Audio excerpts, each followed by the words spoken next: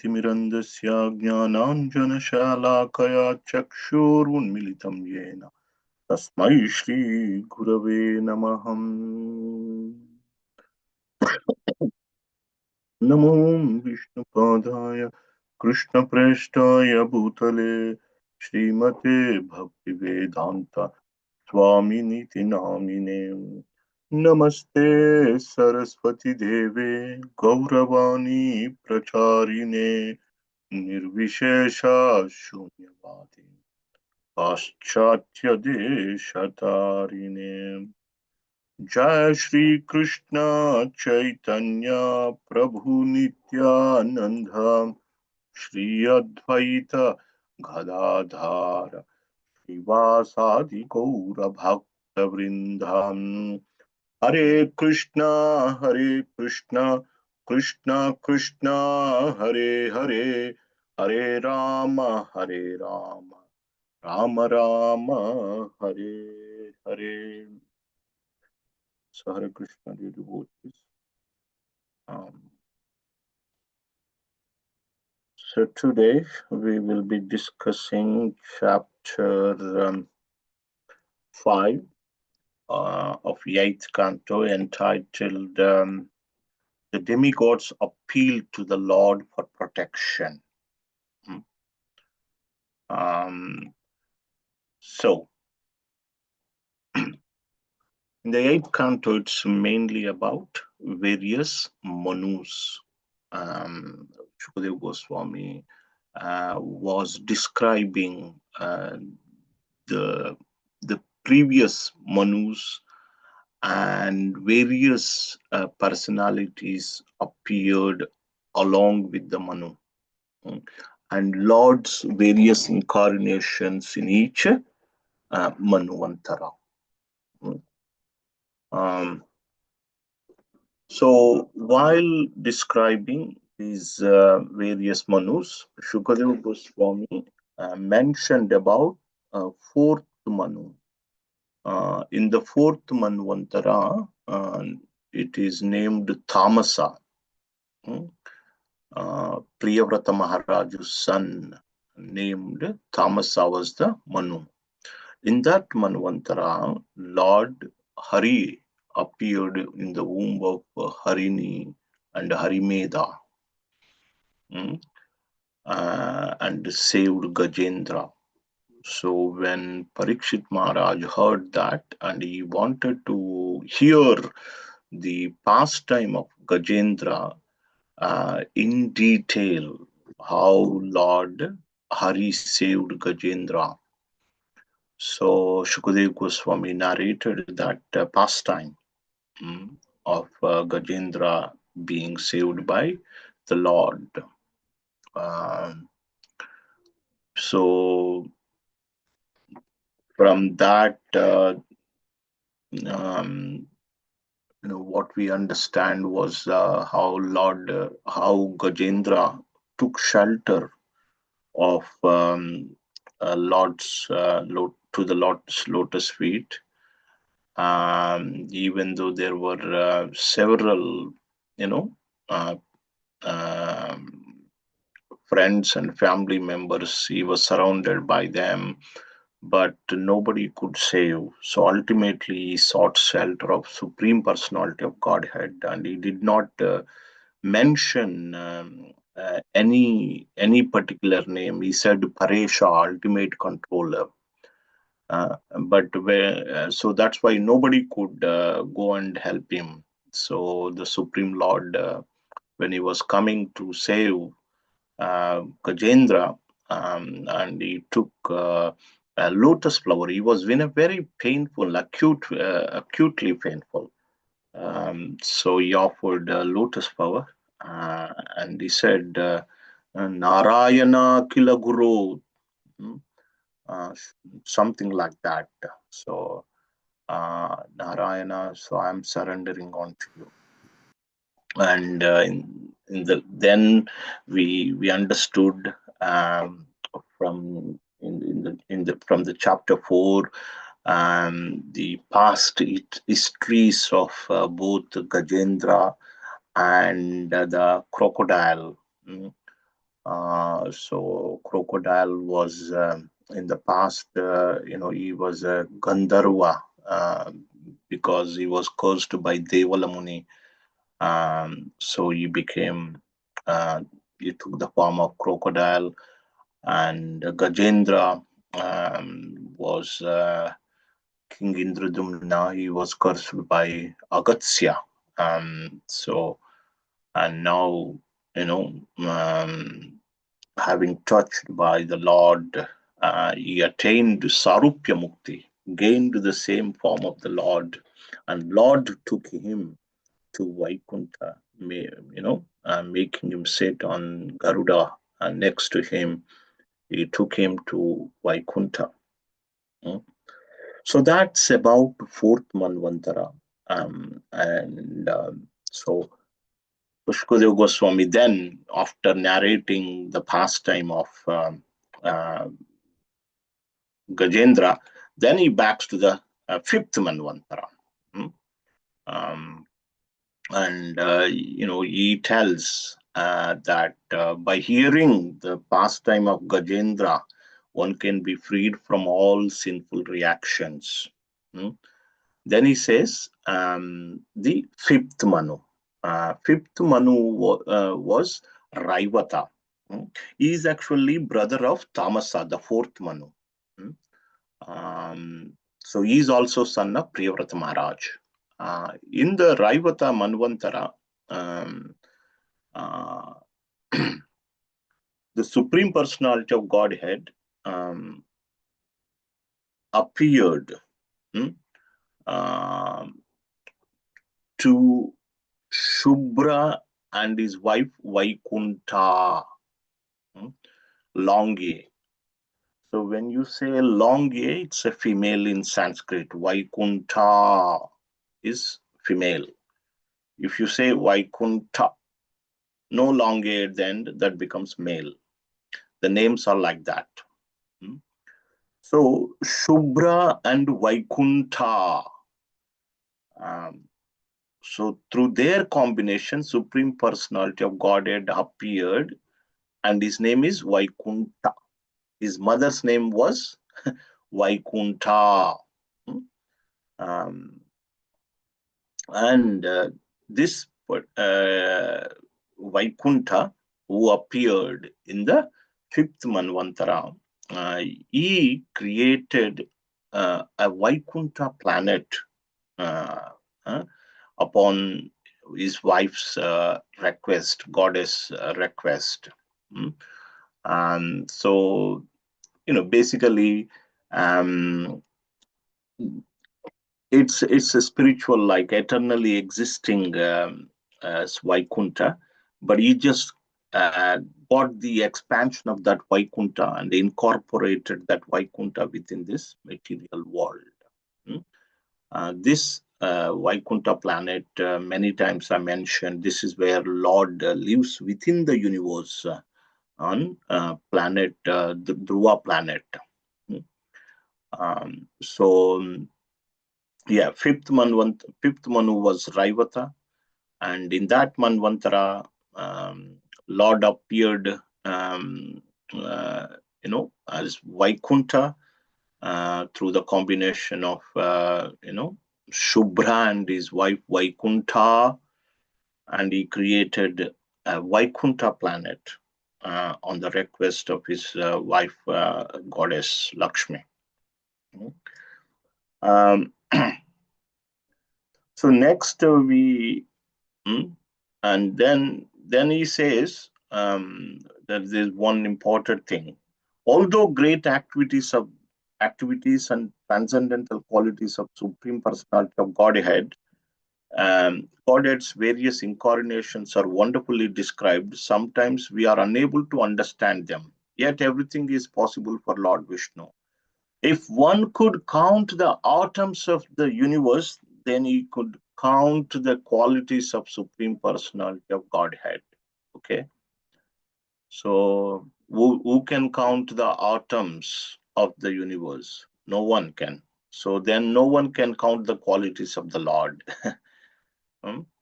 um, then he moves to sixth Manu. Sixth Manu is Chakshusha. Hmm? Um, so in this Manvantara, Chakshusha Manvantara, Lord uh, appeared, hmm, um, in the womb of uh, Deva Sambhuti, hmm, and father was Vairaja. He was begotten by Vairaja in the womb of wife Deva Sambhuti, and his name was Ajita. This is sixth Manvantara. So, um,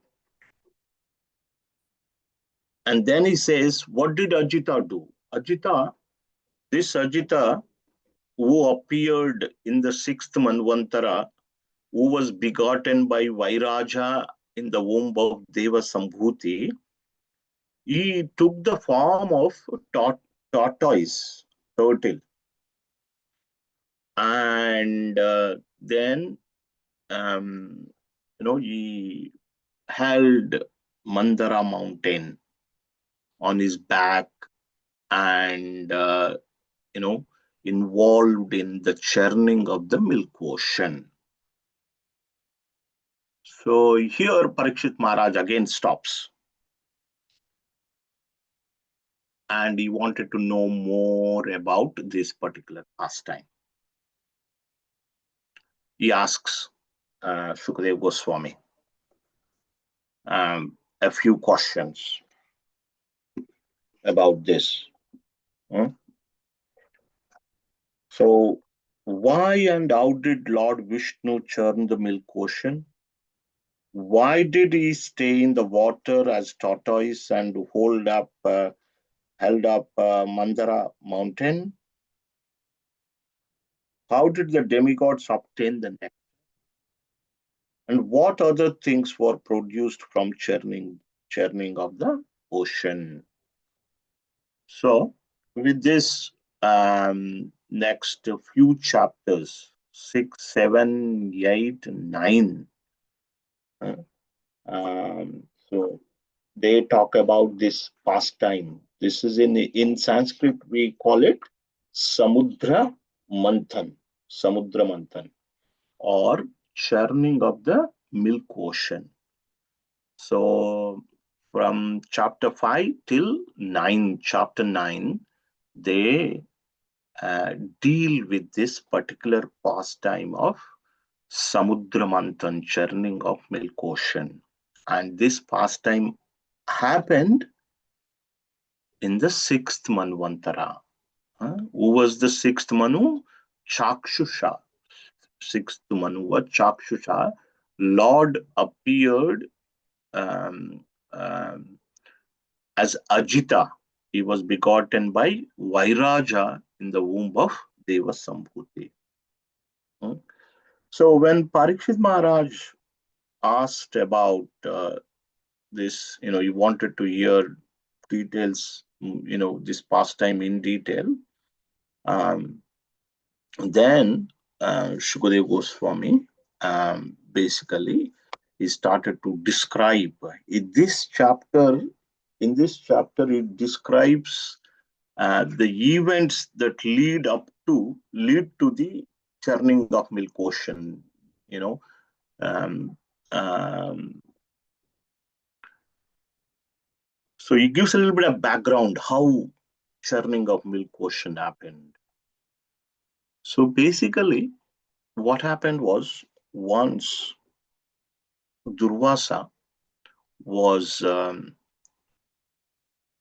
know, um, going, is walking on the road,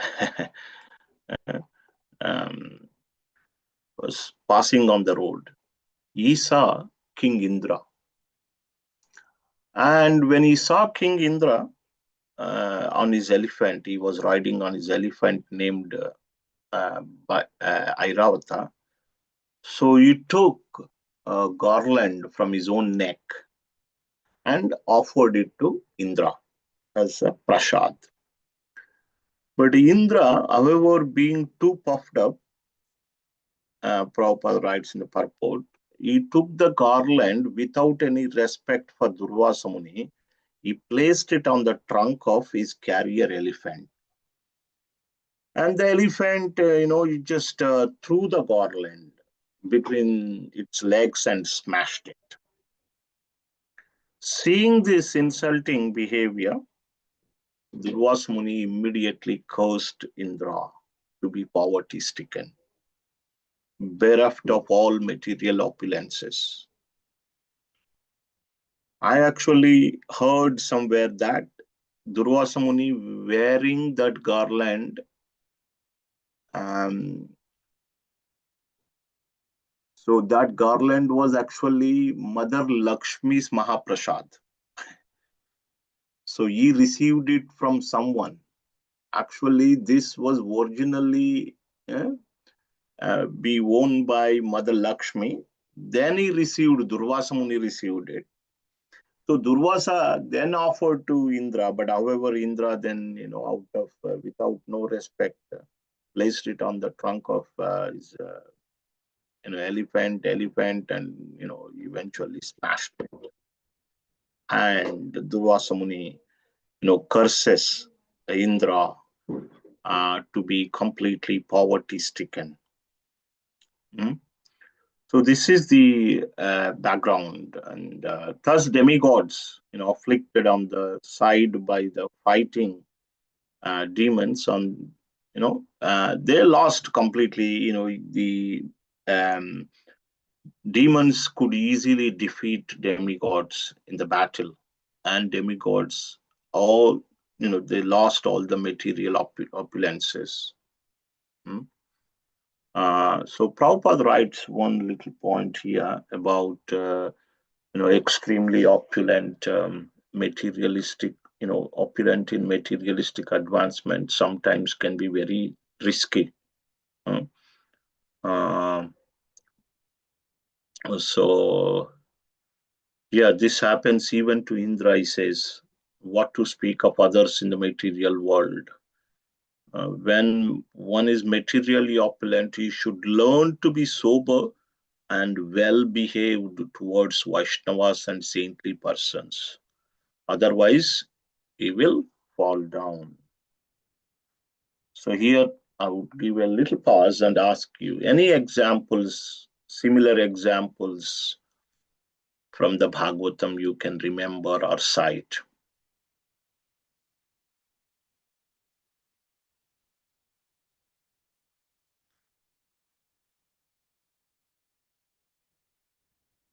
Uh, am I audible?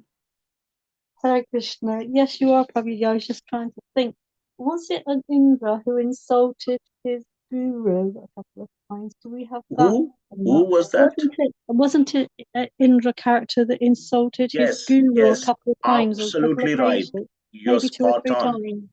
Yes, you are absolutely spot on. Indra, in the sixth canto, we read that he was sitting on the throne, and his wife Shashi also sat next to him, and all his associates were praising him, and so many things were happening. And when Bruhaspati entered into that assembly, Indra saw him but did not raise and offer respect to Durvasa Muni. And what happened that time? So simply Bruhaspati left from that place. And Indra then realized his mistake, and he tried to, go and beg forgiveness from his spiritual master, Bruhaspati. But however, he could not find him anywhere. And because, they disrespected their guru, uh, they lost all the wealth. The demons won the battle. So they lost the battle. And then, then they had to go to Brahma, and he gives a remedy. So that's one example. Next, Arya Devi. Could you say the sons of Kuvera because they were saying Yes, they yes. do? I was thinking about that. Sons of Kuvera, Nala Kuvera, and Manigriva. They were, materialistically very opulent. They're blinded by the wealth, and and as a result of that, they were intoxicated, and they could not even recognize Narada Muni coming, and they were in such a state that they don't know that they were not wearing clothes, and they disrespected Narada Muni.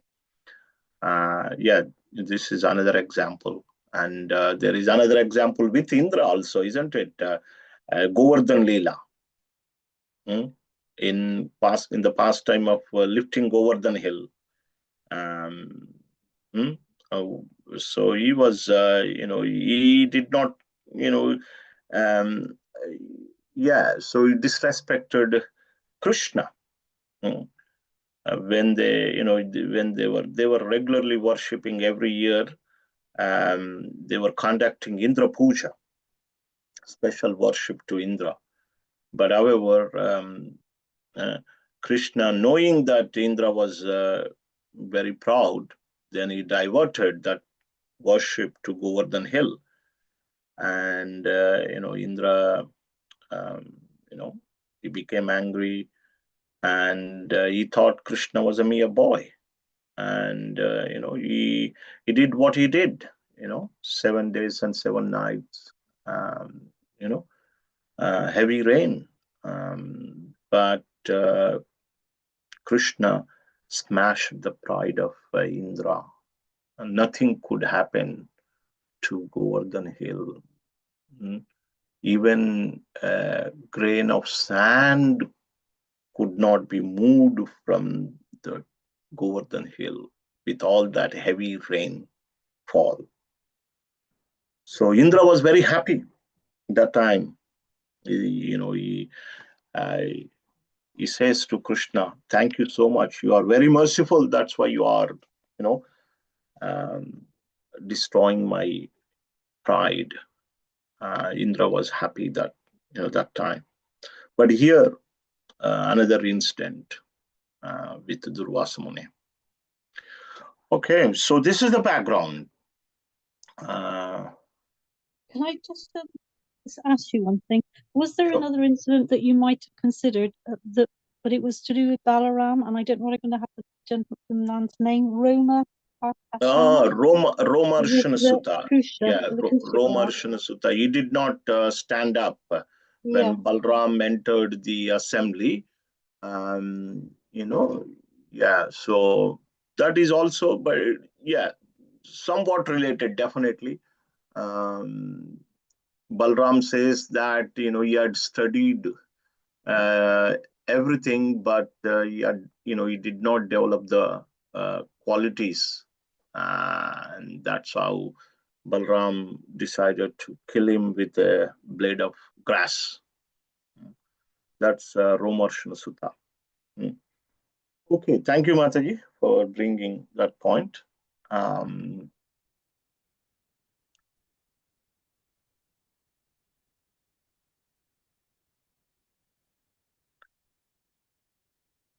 so they were in helpless situation, and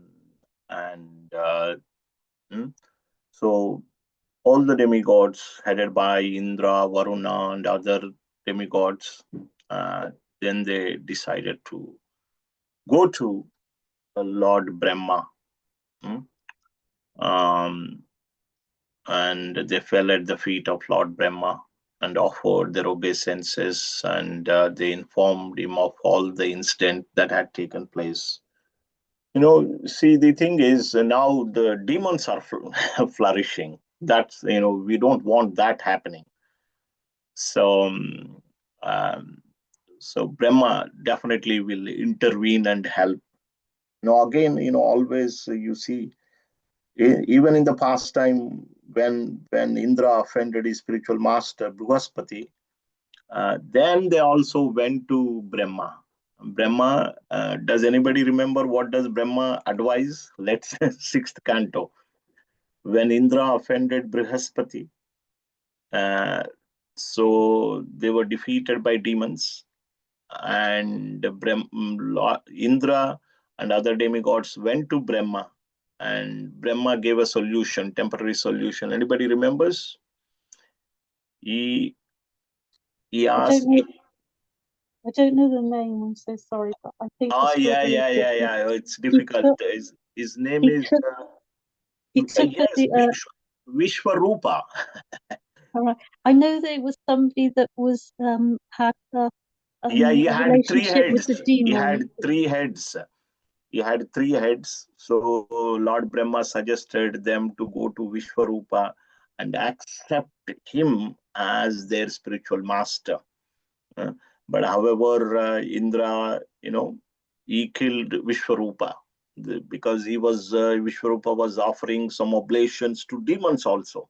In Yeah. addition, he was helping demigods, but because his mother, I think, she was from the demon side, so he was secretly offering some oblations, mm, in favor of demons. So when Indra came to know this, he killed Vishwarupa, and then he was in trouble. And of course, that's how the Vrutrasura came was came out of yajna or fire sacrifice. Then the demigods could not defeat him in any way, and they took shelter of Lord Vishnu. So anyway, back to our story here today. Um, so Lord Brahma, they approached Lord Brahma, and yeah, so uh, upon seeing this situation, and the demons were flourishing, so uh, you know yeah, he did not like the situation, thus being encouraged, thus he said that we should take shelter of Supreme Lord. Then he spoke, you know um, I, Lord Shiva, all of you demigods, demons, the living entities born of perspiration, the living entities born of eggs, trees, plants sprouting from the earth, and other living entities born of embryos, all come from the Supreme Lord, from his incarnation, mm, as Brahma. And let us therefore go to the Supreme Lord and take shelter of his lotus feet. Mm. Um, so uh, Lord Brahma took all the demigods with him to Svetadvipa. Mm. This is located on Dhruva planet. So Lord Vishnu lives there as Kshirodaksai Vishnu in the Milk Ocean.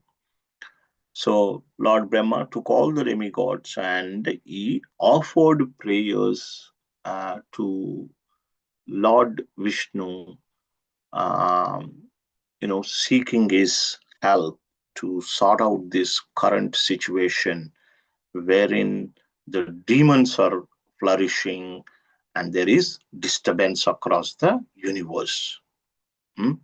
So, Lord Brahma offered prayers while all the demigods were present. Lord Brahma offered prayers to Lord Vishnu. So, this chapter talks about the rest of the chapter, talks about only the prayers offered by Brahma. From text 26 till the end of the chapter, I think it's 50. uh, Um, yeah, 26 to 50, it's Lord Brahma's prayers unto the Supreme Lord. Hmm? So we will um, see some prayers. We'll not be able to discuss everything, but some of the very important prayers that we will discuss. Hmm? So, how did Lord Brahma um, pray to the Supreme Lord? Hmm? So, just give me 1 second.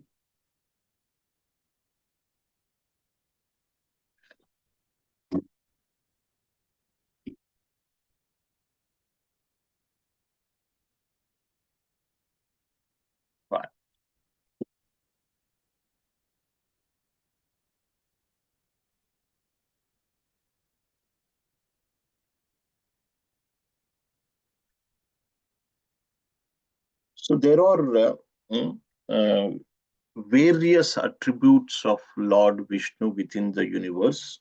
Say, he says that Lord illuminate the senses and sense objects. He is the shelter of those who are suffering by ignorance. He is infallible. He appears with six opulences. mm, Uh, so, and we surrender onto the Lord. Um, is beyond darkness of the cosmos, is unseen by the material eyes, uh, and is unlimited in time or space, present everywhere, is worshipped by the mystic yogic power. Um, no one can overcome Lord's Maya, which bewilders people, uh, and it is difficult to understand the Lord. Even the great demigods and sages can be bewildered by Lord's illusory energy. Mm.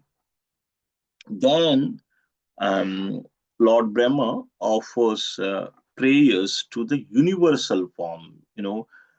This universal form, the prayers relating to the universal form, or like they compare a particular part of the universe with the limb of the Lord, or with an attribute of the Lord.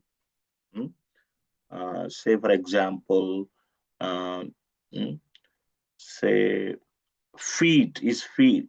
Earth is compared to his feet. Water is compared to the semen, the entire ocean. Uh, the moon is compared to his mind. Fire is compared to his mouth. Sun is compared to his eye. Air is compared to prana. mm, Um, and and then he says um, mm, different demigods. Indra is compared to his strength. Demigods are compared to joy. Shiva is compared to anger. Brahma is his intelligence. Vedas are his bodily wholes. Prajapatis like Daksha are his genitals. Uh, um, heavenly planets his head. Uh,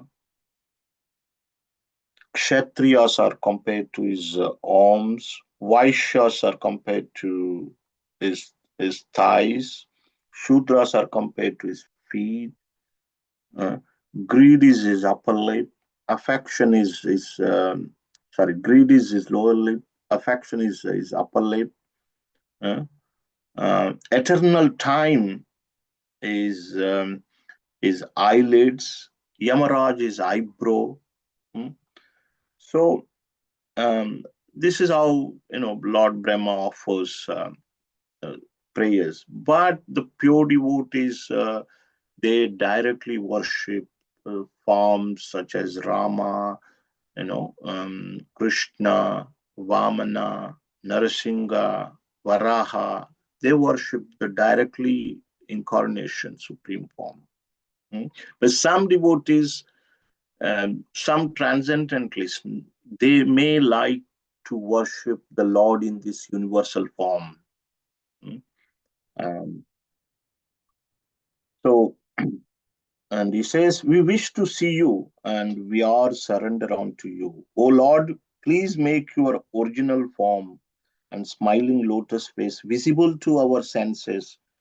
Um, hmm?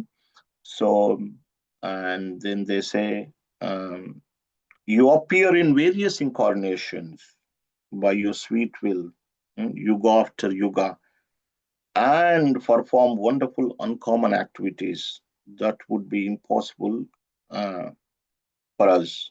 Uncommon activities. So they can't perform, nobody can perform these uncommon activities. Mm.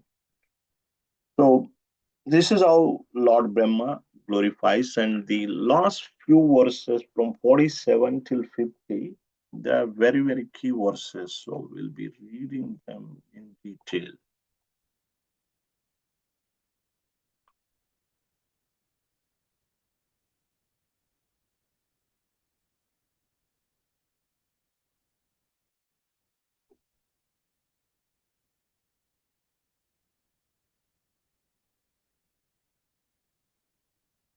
क्लेशभूर्यल्पशराणि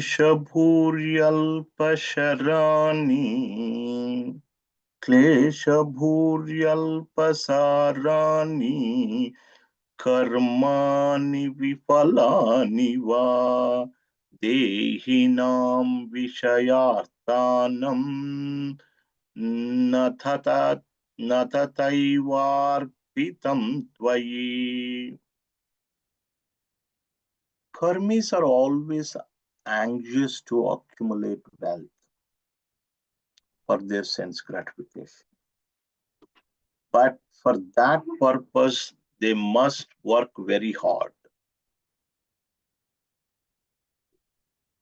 Yet, even though they work hard, the results are not satisfying. Indeed, sometimes their work results only in frustration. So he compares, Lord Brahma compares karmis versus bhaktas, devotees versus karmis, materialistic versus devotees. Materialistic people, they work hard for sense gratification. And even though work hard, it's only they end up in frustration. On the other hand, devotees who have dedicated their lives to the service of the Lord can achieve substantial results without working very hard. These results exceed the devotees' expectations.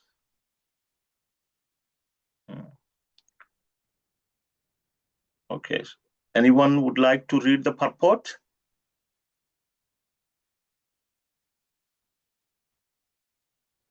I can if you'd like me to.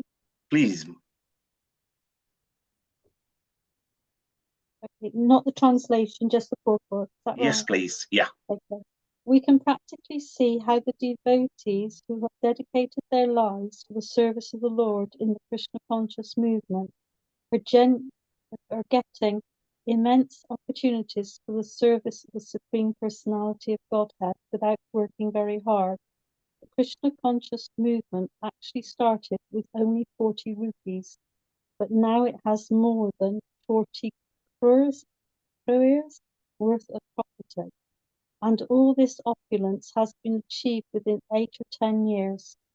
No karmi can expect to improve his business so swiftly, and besides that, whatever a karmi acquires is temporary and sometimes frustrating. In Krishna consciousness, however, everything is encouraging and improving. The Krishna conscious movement is not very popular with the karmis because this movement recommends that one refrains from illicit sex, meat eating, gambling, and intoxication. These are restrictions that karmas very much dislike. Nonetheless, in the presence of so many enemies, this movement is progressing, going forward without impediments. If the devotees continue to spread this movement, dedicating life and soul to the lotus feet of Krishna, no one will be able to check it. The movement will go on forward without limits. Chant Hare Krishna. Hare Krishna. Hare Krishna. Thank you very much, Mataji. Thank you. So Prabhupada writes, he started with only 40 rupees. And that time, when he was writing the purport to this verse, in 8 or 10 years after he started the movement, he said 40 crores worth of property. 40 rupees to 40 crores.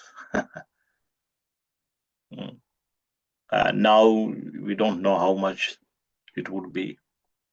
Prabhupada says, because here this verse says the results are expected, exceed the devotees' expectations.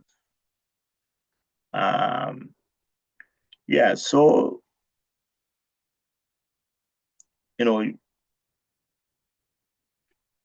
even if you are not able to completely perfect in this lifetime, it will never go in vain. It will comes with us, just like Gajendra. He could not complete, he could not perfect in the previous life as King Indradumna. But here, in this life, in the body of an elephant, he was personally picked up by Hari, and he had attained the same bodily feature of the Supreme Lord. So, yeah, Prabhupada says the movement will go forward without limits. Chant Hare Krishna. Okay, so we'll move on. This is the difference between materialistic materialistic person and a devotee. Prabhupada, this one says materialistic people, they work very hard and ultimately end up in frustration. Devotees, they need not to work so hard and they get the results, you know, that exceed their expectations. So next one.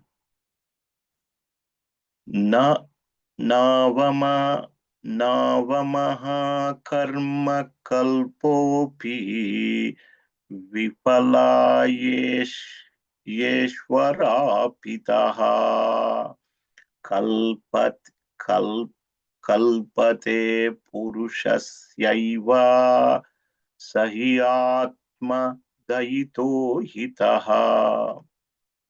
Activities described to the Supreme Personality of Godhead, even if performed in small measure, never go in vain.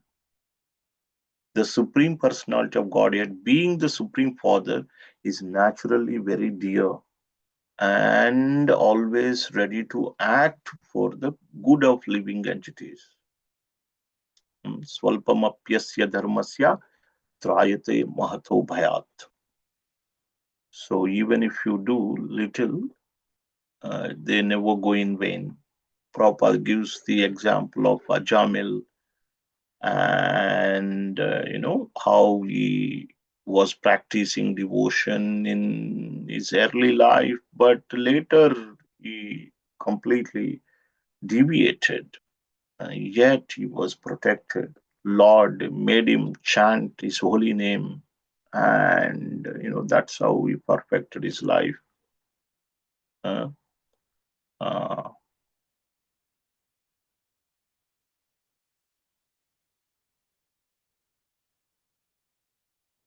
yeah, so nothing will go in vain, even if you do little. So this one, yatha hi skanda shakanam taror mule vat sechanam evam maradhanam vishno sarvesham atmanaschahi. So this is the same meaning. Different Sanskrit verses are there. At least 3 verses in the Bhagavatam with exactly similar meaning. So when one pours water on the root of a tree, the trunk and branches of tree are automatically pleased. Similarly, when one becomes a devotee of Lord Vishnu, everyone is served, for the Lord is the super soul of everyone. So, uh, yeah, Prabhupada quotes another similar verse in the purport, but just by worshipping Krishna, you worship everyone else. Just by serving Lord Vishnu, everyone else is served. Just like, by feeding the tummy, you feed every part of the body. All the parts of bodies are nourished. And this is another verse. This is there in the fourth canto, uh, which was spoken by Narada Muni, exactly tells the same meaning. Yatha tarormula nishechanena truptyanti tatkanda bhujopashakaha प्राणोपाहाराश्च यतीन्द्रियाणां तथैव सर्वार्हणमच्युतेज्य. Just by pouring water on the root of a tree, one nourishes its trunk and all of its branches, fruits, and flowers. And just by supplying food to the stomach, one satisfies all the limbs of the body. Similarly, by worshipping Lord Vishnu, one can satisfy everyone. Krishna consciousness is not a sectarian religious movement. Rather, it is meant for all embracing welfare activities for the world. One can enter this movement without discrimination in terms of caste, creed, religion, or nationality. If one is trained to worship the Supreme Personality of Godhead Krishna, who is the origin of Vishnu Tattva, one can become fully satisfied and perfect in all respects.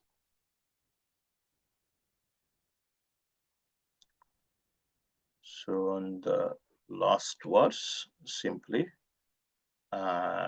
says that Namastubhyam Anantaya Durvitarakyatma Karmane Nirgunaya Guneshaya Satvastaya Cha Samapratam. So simply they offered obeisances and they are saying that, we are surrendering on to you. Hmm? So this is how Lord Brahma offers prayers, and they are requesting Lord to appear and provide a solution to sort out the current calamity.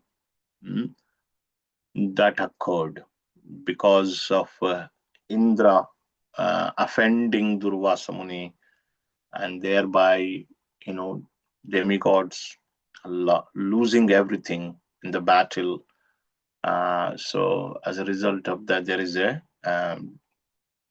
challenge now, and Lord Brahma is requesting Lord to appear and sort out the situation.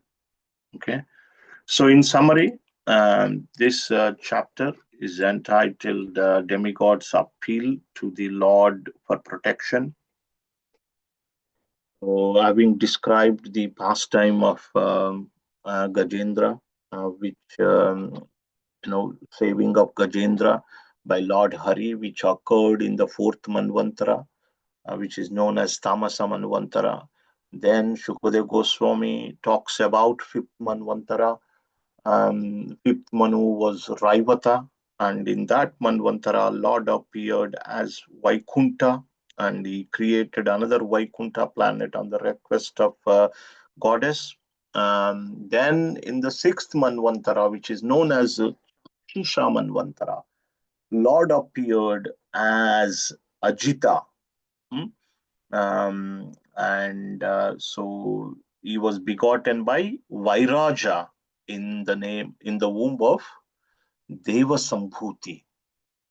And this Ajita, he you know uh, took the form of a tortoise, and held the mountain, Mandara mountain, on his back, and involved in the churning of milk ocean to produce nectar for the demigods. When he heard that, Parikshit Maharaj wanted to know in detail about this pastime that occurred in the sixth Manvantara. Then Shukadeva Goswami started giving background to this pastime, and he mentions how Indra was, uh,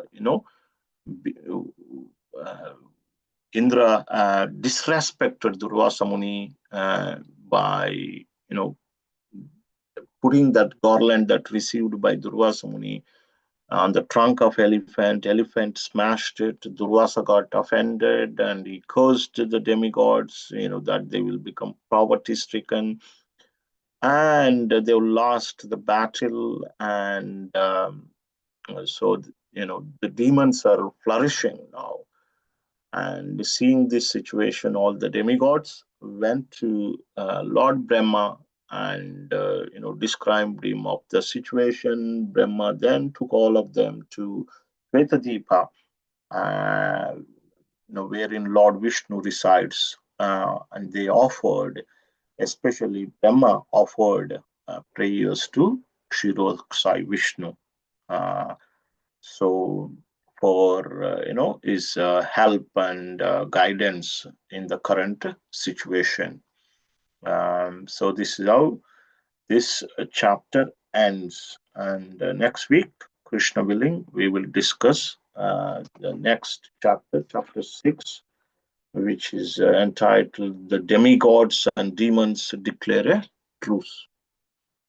Okay, so Hare Krishna, Srila Prabhupada ki jai, Grandhara Srimad Bhagavatam ki jai, Nitai Gaur Premanand.